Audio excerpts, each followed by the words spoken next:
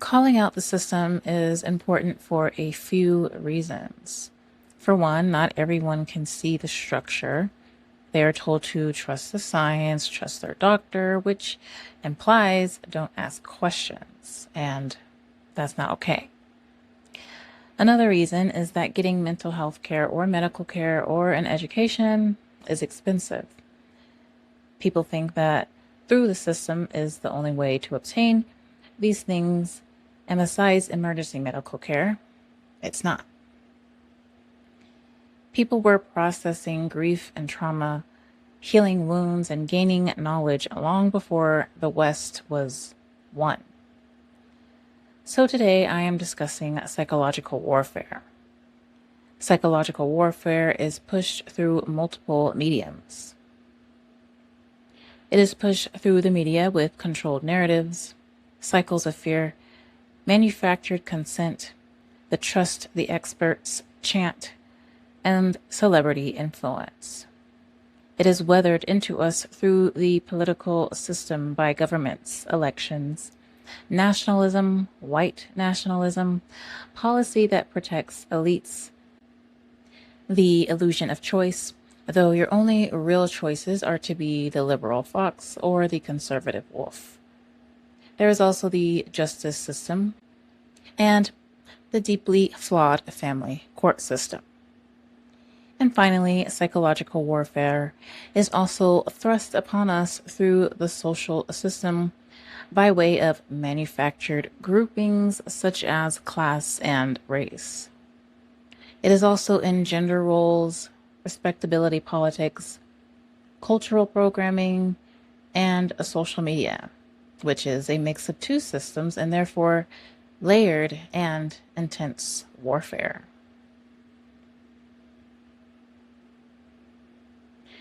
Now let's talk about what psychological warfare is. If we are going to discuss the series as it pertains to mind, body, and spirit, and we are, then psychological warfare is conflict that affects the mind. Your mind includes behavior, emotions, and the way you think. It's not just your brain, it's also your heart and your gut. So the deeper layers affected by this type of warfare are your consciousness, perception, reasoning, logic, and stress levels. Imagine winning the war against someone else's mind. Now you control that whole person. Whoever controls the mind controls the whole person. What infects the mind leaks into the spirit, which is the marrow of woman and man.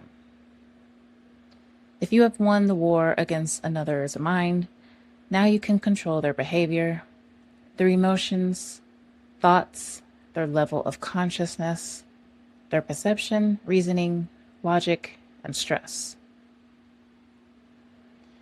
Forcing your way in so that you might take control of someone else's command center by diminishing a person, convincing them their own perception cannot be trusted by enforcing an appeal to authority outlook.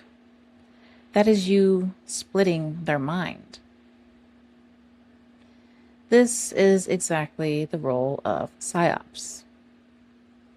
In this context, a Psyop is a means of information or psychological control to sway opinions and perceptions so that those under the spell will act or react in a desired way. Again, during the pandemic, media talking heads enchanted the masses with the words, "Trust the science." Basically, just shut up and trust the science. Take this jab. Don't worry about what's in it. Just trust the science. Trust the experts. They know better than you. Your own intuition and perception are not to be trusted. You don't have the education, the credentials to even begin to have a say.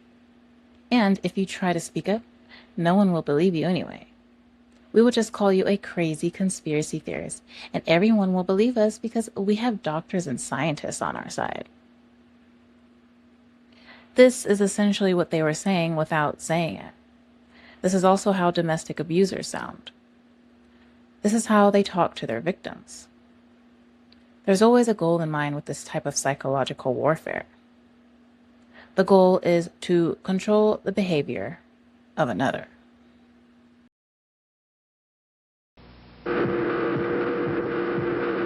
This is the story of a 30-year search by U.S. intelligence agencies to perfect mind control. Some of those engaged in that search have agreed to talk about it for the first time. One said, "I think every last one of us felt sorry to attempt this kind of thing. We knew we were crossing the line." The search would be endless. From brothels, an agent says, we learned a lot about human nature in the bedroom, to the mystical rites of a magical mushroom ceremony performed by an Indian shaman, to a Spanish bull ring. The bull has had electrodes implanted in the brain and is controlled by a scientist. There would be victims.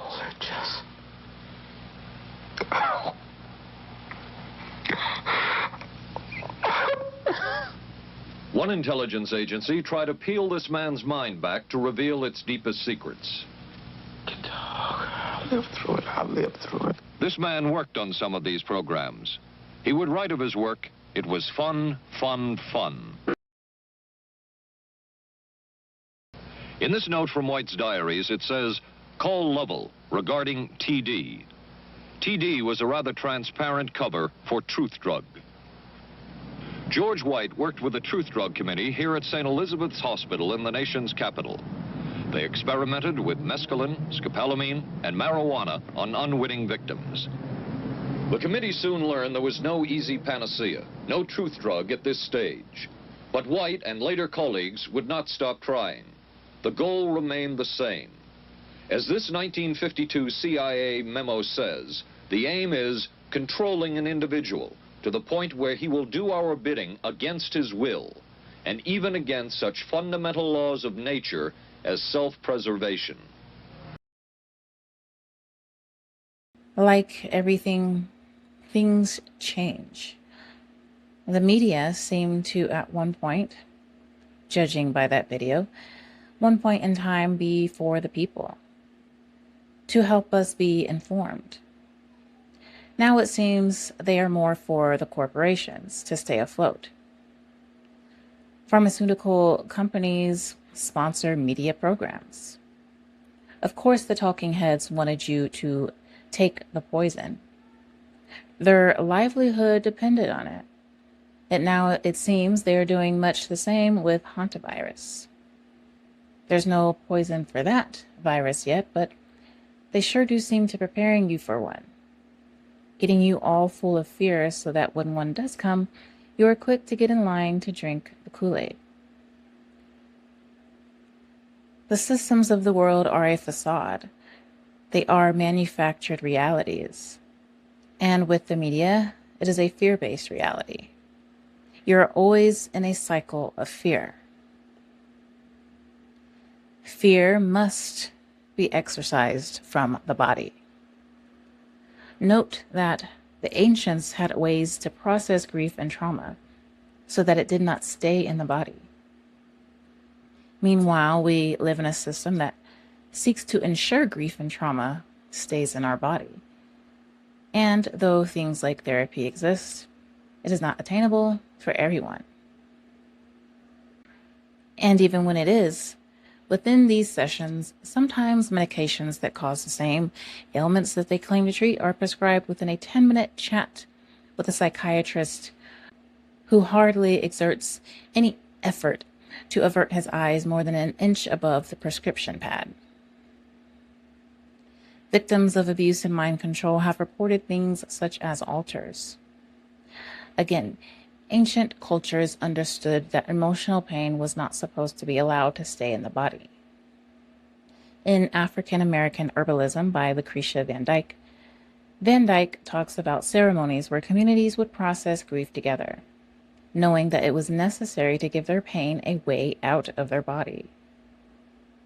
A person who creates altars due to trauma is trying to survive emotional manipulation, perception denial, coercive control, chronic stress, and fear.